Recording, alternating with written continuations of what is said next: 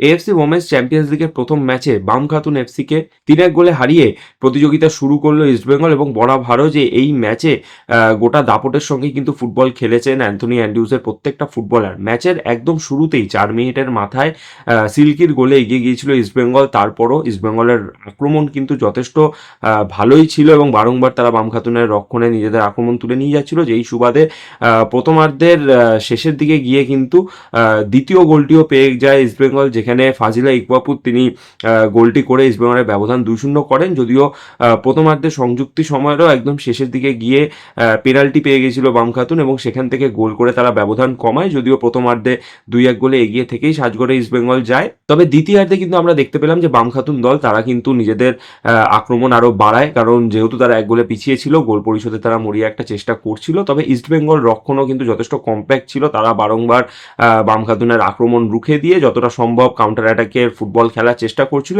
এবং দ্বিতীয়ার্ধের শেষের দিকে গিয়ে রেস্টি নানজিরির একটা ডান পায়ের জোরালো শটে কিন্তু গোল আসে এবং সেই গোলেই ইস্টবেঙ্গল এই ম্যাচটার ফলাফল 3-1 করে এবং গোটা 3 পয়েন্ট নিয়েই মাঠ ছাড়ে।